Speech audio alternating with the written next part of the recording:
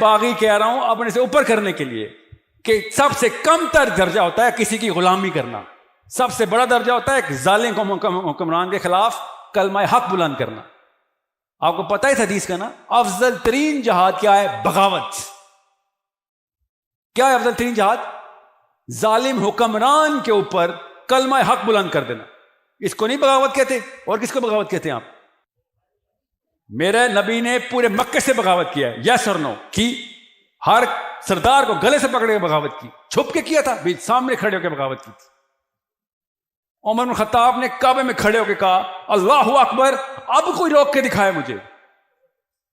یہ بغاوت نہیں ہے اور کیا ہے؟ ویڈیو کلپ کافی ساری ای میل آئی ڈی سے آئی ہیں، اس سیم ایک ہی اس کے اندر بات لکھی ہے کہ ساحل ادیم نام کا جو یہ موٹیویشنل اسپیکر ہے پاکستان کے اندر، اس نے سرکار صلی اللہ تعالیٰ علیہ وسلم کے بارے میں جو کلمات کہے ہیں کہ آپ کو باغی کہا، اور اس کے اوپر یہ اپنی دلائل بھی دے رہا ہے کہ باغی کہنا کے اندر میری نیت کیا تھی اور میں کس مقصد سے کہا، اور مسلمانوں کا جو جہاد کے اندر حصہ لینا تھا اس کو بھی یہ بغاوت اور باغی ہونے سے تعبیر کر رہا ہے۔ تو اصل میں سرکار صلی اللہ تعالیٰ علیہ وسلم کو معاذ اللہ نعوذ باللہ باغی کہنا یہ اتنی صریح گستاخی ہے کہ جس کے اندر کسی طریقے کی لیپا پوتی نہیں ہو سکتی، اور اس کم بخت کو، کم عقل کو یہ معلوم نہیں کہ جو باغی لفظ کا اطلاق ہوتا ہے وہ حق کے اگینسٹ کھڑے ہونے پر ہوتا ہے۔ ہر دو لوگوں کی لڑائی میں دونوں لوگ اگر باغی ہوں گے تو پھر حق پر کون ہوگا؟ تو جو کسی کو باغی کہا جاتا ہے وہ کسی حق کے خلاف لڑنے والے کو باغی کہا جاتا ہے، نہ کہ باطل کے خلاف لڑنے والے کو باغی۔ اور باغی کا جو معنی ہوتا ہے وہ نافرمان ہوتا ہے، یعنی حق کے اگینسٹ کھڑا ہو جانا۔ تو اللہ تبارک و تعالیٰ کا کوئی بھی نبی حق کے اگینسٹ کھڑا ہوا تھا یا باطل کے اگینسٹ کھڑا ہوا تھا؟ تو باغی کا جو لفظ کا اطلاق ہوتا ہے وہ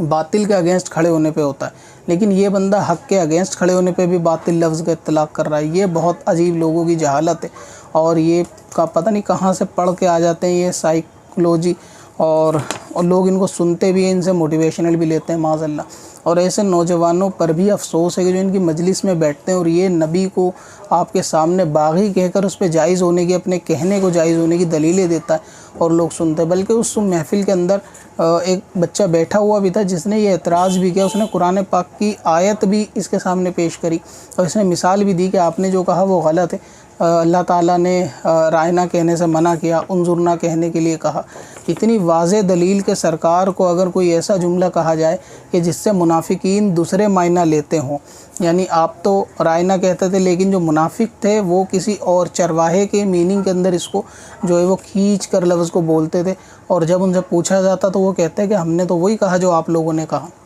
تو ایسے نبی پاک کے لیے الفاظ استعمال کرنا کہ جس میں توہین والا میننگ بھی آتا ہو، تو اللہ تبارک و تعالیٰ نے پھر انظرنا کہنے کے لیے حکم دیا کہ آپ جو ہے نا رائنا نہ کہو بلکہ انظرنا کہو، یعنی سرکار ہم کو بھی تھوڑی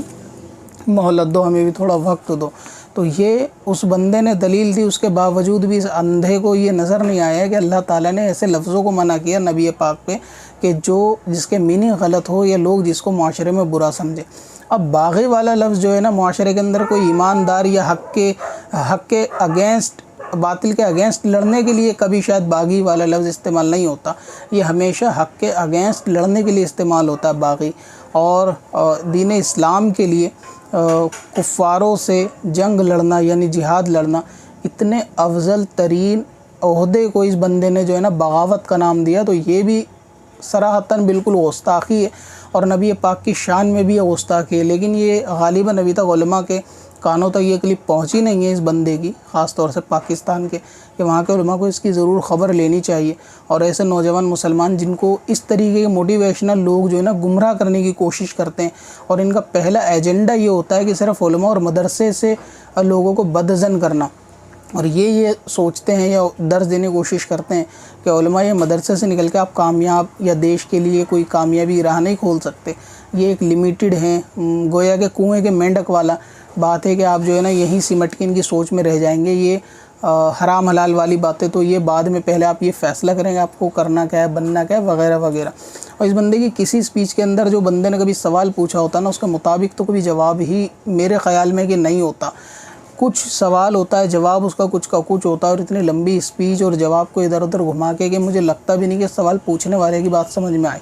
اور ایسے لوگ جن کو موٹیویشنل اسپیکر سمجھ رہے ہیں کہ جو آپ کو قرآن حدیث سے دور کر کے یا صحیح اسلام سے دور کرنے کے بعد نہ جانے کون سی موٹیویشنل یا آپ کو کر دیں گے یا کس راہ پہ لے جائیں گے۔ اور ایسے لوگ کہ جو اہل بھی نہیں ہیں، لوگ ان سے دین کا مسائل پوچھتے ہیں، بہت سارے دینی مسائل پہ بھی صاحب گفتگو کرتے ہیں، داڑھی رکھنے کے اوپر، میوزک سننے کے اوپر وغیرہ وغیرہ، کہ جہاں خود کی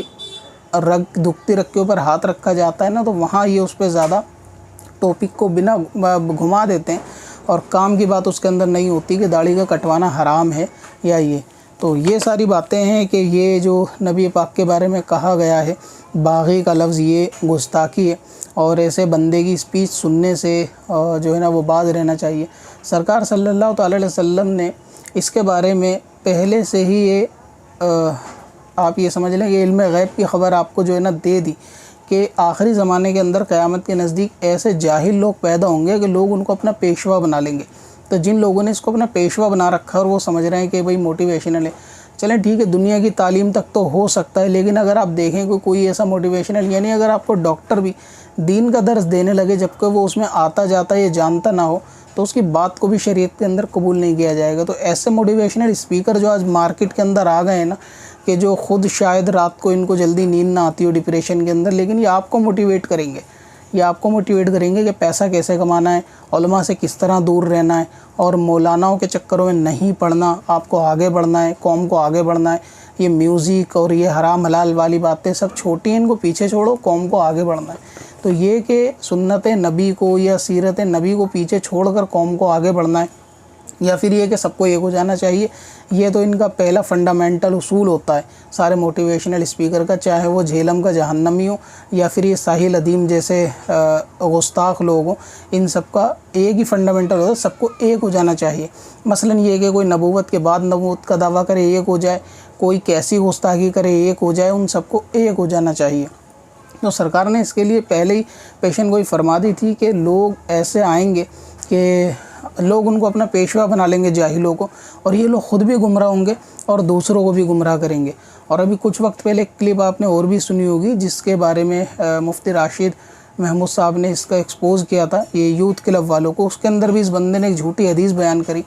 کہ دجال کے ہاتھ پہ جو بیعت کریں گے وہ سارے علماء بیعت کریں گے، یعنی علماء سے لوگوں کو بدظن کرنے کا جو نظریہ ہے کہ علماء کی بات نہ سنی جائے اور خاص طور سے ہماری بات سنی جائے، ہم نوجوان جو ہے نا دین کو آگے بڑھائیں گے۔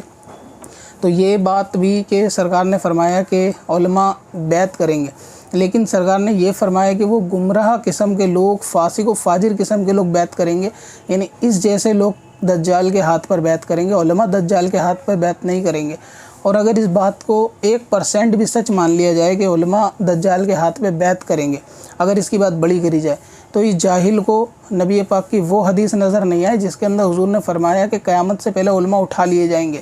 تو جب علم اٹھا لیا جائے گا، علماء اٹھا لیے جائیں گے، تو بیعت کیا اس کے ابا کریں گے وہاں جا کے یا ان جیسا عالم کریں گے؟ تو جو علماء کی جو یہ تشریح کر رہا ہے نا کہ جو بیعت کریں گے، حقیقت تو یہ ہے سرکار نے فرمایا کہ قیامت سے پہلے علماء اٹھا لیے جائیں گے، یعنی علم جو ہے وہ علماء کی گردنوں میں قید ہے، اور دھیرے دھیرے عالم وفات پائیں گے اور علماء بچیں گے ہی نہیں قیامت کے قریب۔ پھر یہ جاہل قسم کے لوگ عالمانہ لباس پہن کے آئیں گے اور لوگ ان کو پیشوا سمجھ لیں گے، اور ایسے ہی گمراہ جاہل فاسق فاجر لوگ دجال کے ہاتھ میں بیعت کریں گے۔ تو جو حدیث خود کے بارے میں نبی پاک نے فرمائی اس کے بارے میں کہ اس جیسے جاہل بیعت کریں گے، اس نے وہ علماء حق کے اوپر لا کے فٹ کر دی، اور اس کو وہ حدیث اندھے کو نظر نہیں آئی کہ سرکار نے فرمایا کہ علماء تو قیامت سے پہلے وفات پا جائیں گے۔ تو جب علماء کا گروہ زیادہ تر رہے گا ہی نہیں تو بیعت کون کرے گا؟ اگر علماء اگر رہیں گے تو سرکار نے یہ کیوں کہا کہ قیامت سے پہلے علم اٹھا لیا جائے گا؟ تو علماء کا جانا اس بات کی دلیل ہے کہ قیامت سے پہلے اہل علم کم ہو جائیں گے اور جہالت کی کثرت زیادہ ہوگی، اور یہ قیامت کی ایک نشانی بھی ہے کہ جہالت زیادہ عام ہوگی۔ تو جب جہالت زیادہ عام ہوگی تو لوگ انہی جاہلوں میں سے ایک کو اپنا پیشوا بنا لیں گے، اپنا امام مقتدیٰ بنا لیں گے، اور پھر یہ شخص جو ہے نا وہ لوگوں کو اپنی عقل کے حساب سے مسائل اور فتوے دے گا، اور یہ خود بھی گمراہ ہوگا اور لوگوں کو بھی گمراہ کرے گا۔ تو یہ حدیث پاک کے اندر پورا خلاصہ ان جیسوں کے بارے میں، اور اس میں ان لوگوں کو نصیحت پکڑنی چاہیے کہ جو ایسوں کو جو ہے نا اپنا امام یا پیشوا یا سمجھتے ہیں کہ یہ دین کے مسائل بتانے کے زیادہ اہل ہیں، جن کو یہ بھی نہیں پتہ کہ اللہ تعالیٰ نے قرآن میں نبی پاک کو کیا کہنے کے لیے کہا ہے اور کیا کہنے کے لیے منع کیا ہے۔ تو باغی لفظ کا اطلاق اس جاہل نے جو نبی پاک پہ کیا ہے یہ صراحتاً گستاخی ہے نبی پاک کی شان میں، اور باغی کا لفظ جو ہے وہ باطل کے اگینسٹ ہوتا ہے، حق کے اگینسٹ نہیں ہوتا۔ نبی پاک کو باغی کہنا معاذ اللہ ایسا ہے کہ جیسے آپ حق پہ نہیں تھے اور انہوں نے لوگوں کے ساتھ دوسروں کے ساتھ بغاوت کری، اور اس کی ساری مثالیں بھی باطل ہیں، جبکہ نبی پاک نے حق کے اگینسٹ لڑائی نہیں لڑی بلکہ باطل کے اگینسٹ اور کفاروں کے اگینسٹ لڑائی لڑی ہے، اور باطل کے اگینسٹ لڑنے والے کو باغی نہیں کہتے۔ باغی بلکہ وہ گروہ تھا جو نبی پاک کے حق کے اگینسٹ لڑائی لڑ رہے تھے۔ باغی وہ گروہ تھا مثال کے طور پہ جیسے کربلا کے اندر جو امام کے خلاف جو ہے نا لڑائی لڑ رہے تھے وہ بغاوت پہ تھے، اسی طرح سرکار کے خلاف جو لوگ لڑائی لڑ رہے تھے وہ بغاوت پہ تھے۔ تو حق کے خلاف لڑائی لڑنے کو بغاوت کہتے ہیں، یا اس بندے کو باغی کہتے ہیں جو حق کے مقابلے میں کھڑا ہو، جو حق کے ساتھ کھڑا ہو اور باطل سے مقابلہ کر رہا ہو اس کو باغی نہیں کہتے۔ اب اپنی مسجد، مدرسوں اور دینی تنظیم کو آن لائن لائیں۔ ڈومین نیم اور ویب ہوسٹنگ خریدیں۔ قادری